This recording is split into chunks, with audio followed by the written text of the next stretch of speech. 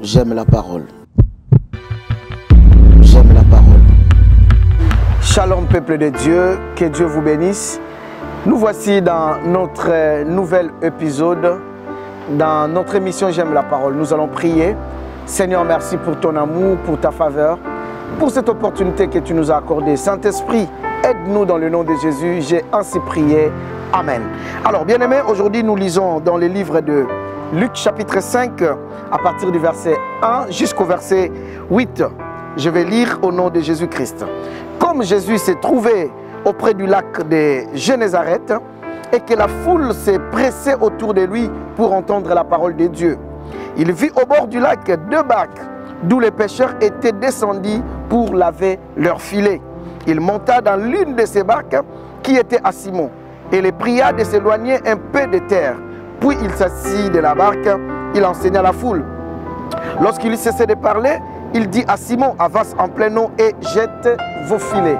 Jetez vos filets, la Bible dit, l'ayant jeté, et Simon-Pierre lui répondit, Maître, nous avons travaillé toute la nuit sans rien prendre, mais sur ta parole, je jetterai les filets. L'ayant jeté, ils prirent une grande quantité de poissons et leurs filets se rompaient. Aujourd'hui, bien-aimés, je vais vous partager la parole de Dieu avec un petit thème, ne lave pas encore ton filet. C'est ça. Je t'apporte une bonne nouvelle. La Bible dit, bien-aimé dans le Seigneur, que Pierre était avec ses amis, il était en train de prêcher, ils ont prêché toute la nuit sans rien prendre. Mais curieusement, bien-aimé dans le Seigneur, Jésus est venu. Et lorsque Jésus vient, la Bible dit, bien-aimé dans le Seigneur, Jésus les trouva au bord du lac en train de laver déjà leurs filets. Ils étaient en train de laver leurs filets. Cela veut dire, toute la nuit nous avons travaillé, on n'a rien pris, c'est fini pour nous, on ne peut plus rien faire et on ne peut plus faire quoi que ce soit. Nous sommes à la fin, donc on doit laver nos filets pour rentrer à la maison. Cela veut dire, bien-aimés dans le Seigneur, ils ont perdu déjà leur espoir. Il leur restait que de rentrer chez eux, main vide. Écoutez, bien-aimés, ils ont travaillé toute la nuit. Je ne vais pas entrer dans les détails, mais je t'amène seulement une bonne nouvelle pour te dire, ne lave pas encore ton filet, parce que Jésus n'est pas encore passé. Le désespoir. Beaucoup de gens aujourd'hui sont désespérés. Désespérés de quoi? Désespérés de la vie. Ils ont essayé par leurs propres efforts. Ils n'ont pas pu. Tu as essayé quelque chose. Ça fait longtemps que tu as essayé un travail. Tu as essayé de créer ta société. Ça n'a pas marché. Tu as essayé une relation. Ça n'a pas marché. Tu as essayé de faire le commerce. Ça n'a pas marché. Tu as essayé quelque chose, bien-aimé dans le Seigneur, mais ça n'a pas marché. Et tu es au point d'abandonner. Écoutez, la Bible dit que Pierre et ses hommes étaient en train déjà de laver leur filet. Lorsqu'un pécheur est en train de laver son filet, cela veut dire c'est fini. Il lave le filet non pas pour rentrer encore dans l'eau, mais pour rentrer chez lui. Et curieusement, ces jours-là, Pierre devrait rentrer avec ses amis, main vide. Imaginez-vous qu'ils ont eu déjà l'argent d'autrui. Attendez, nous allons vous amener de poissons.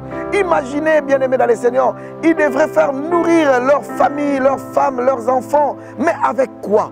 Désespéré. Laver les filets, c'est un signe du désespoir. Je parle à quelqu'un aujourd'hui. Tu es désespéré, tu es là en train de me suivre. Désespéré pour le mariage, désespéré pour le travail, désespéré pour le commerce, désespéré pour cette société que tu as commencé, désespéré pour toutes ces choses. Aujourd'hui, tu es abattu, tu es en train de laver déjà les filets. Tu te dis, c'est fini, je ne vais plus me marier moi. C'est fini, je ne vais plus faire ceci, faire cela. C'est fini pour moi, je ne peux plus faire cela. Mais j'aimerais te dire quelque chose. D'une manière mystérieuse, il y a eu un accompagnateur qui s'appelle Jésus. Jésus apparaît, bien-aimé dans le Seigneur, d'une manière mystique pour leur dire, montez encore dans votre barque, avancez encore en plein eau, jetez encore le filet. Jeter encore le filet veut dire, essaye encore Essaye encore, toi qui es fatigué, toi qui es abattu. Essaye encore, désespéré. Tu te dis que c'est déjà fini. Désespéré, il te dit ne lave pas encore ton filet. Toi qui veux abandonner, toi qui penses que c'est fini, toi qui penses que tu as déjà perdu, toi qui penses que tu as déjà tout laissé. Mais moi, je te dis que ce n'est pas encore fini. Jésus est venu et Pierre a dit, nous avons travaillé toute la nuit sans rien prendre, mais sur ta parole, je jetterai le filet. Peut-être c'est ta parole. J'ai travaillé toute la nuit, mais le Seigneur n'était pas là. Tu as fait quelque chose toi-même parfois. Peut-être tu as échoué, ce n'était pas encore le temps de Dieu. Peut-être tu as échoué, ce n'était pas les moments opportuns, les moments favorables. Maintenant, le Seigneur est venu dans ta vie. Au moment où je suis en train de te parler, vois Jésus à tes côtés, d'être en train de te parler. Essaie encore pour ses cabis, essaie encore pour ses permis, essaie encore pour ses démarches, essaie encore pour ce que tu es en train de faire, essaie encore pour cette relation, essaie encore, n'abandonne pas. Tu es à la limite. Tu te dis, je vais laver le filet. Non, ne désespère pas. Ne laisse pas ton filet, bien-aimé dans le Seigneur, tomber. Ne laisse pas ton filet comme ça. Tu dois reprendre ton filet. Ne lave pas encore ton filet. Est-ce qu'il y a quelqu'un qui est désespéré aujourd'hui? Est-ce qu'il y a quelqu'un qui a perdu la confiance aujourd'hui? Est-ce que quelqu'un est en train de laver son filet en disant que c'est fini? Tu te dis, c'est fini pour la vie de ses enfants. Je pense que mes enfants finiront leur vie comme ça. Ils n'ont pas travaillé, ils n'ont rien fait dans leur vie. Non, ne te dis pas ça. Ne pense pas aussi à ça. Ce n'est pas encore fini. Ne lave pas encore ton filet. Tu te dis, mais je me dis, mais est-ce que ça va encore aller cette relation? Est-ce que ça va encore aller? J'ai essayé, j'étais à Dubaï, j'étais en Chine, j'étais en France, j'étais au Cameroun, je fais des commerces, j'étais en Côte d'Ivoire, je fais ce que je pouvais, mais ça n'a pas toujours marché. Tu es en train de désespérer de laver ton filet. Ne lave pas encore ton filet. Jésus est venu, est entré dans ta barque parce que tu lui as donné la place. C'est déjà ton cœur, tu lui as donné. Tu as donné ta vie en lui et il te dit maintenant, essaye encore, jette le filet. Ne lui dis plus que toute la nuit nous avons travaillé, j'ai travaillé, j'ai essayé. Ne lui dis plus ça, il n'a plus besoin de ça. Il vient juste pour te dire, jette le filet. Et Pierre a dit sur ta parole. Peut-être tu as fait ça sur la parole d'un homme, voilà pourquoi tu as échoué. Voilà, peut-être tu as fait ça sur ta propre parole, voilà pourquoi tu as échoué. Maintenant sur la parole de Jésus, toi qui es en train de me suivre, tu as eu l'opportunité de suivre cette vidéo, c'est à toi que je m'adresse. Ne lave pas encore ton filet. Tu as désespéré? Ne désespère pas. Dieu est venu et il a une parole pour ta vie. C'est la solution. Ils étaient en train de laver leur filet. Qui est en train de laver déjà son filet? Ça fait combien d'années tu es en Europe? J'ai retrouvé une sœur qui m'a dit, pasteur, ça fait longtemps que je suis ici. Et je pense que ces pays, Dieu ne me l'a pas donné. Je dois retourner chez moi. Je n'ai pas de papiers. Je lui ai dit non, ce n'est pas ça. Ne lave pas encore ton filet. Tu veux faire les démarches, retour volontaire, je t'ai dit, toi qui m'as écouté, ne lave pas encore ton filet, ce n'est pas fini. Ce n'est pas fini, jette encore le filet. Entre encore dans les démarches. Cherche encore, allez introduire encore des CV. Ce n'est pas encore fini. Tu t'es dit, mais à mon niveau, c'est fini. Je t'ai dit que ce n'est pas fini. Avance encore en pleine eau et essaye encore. Jette encore le filet.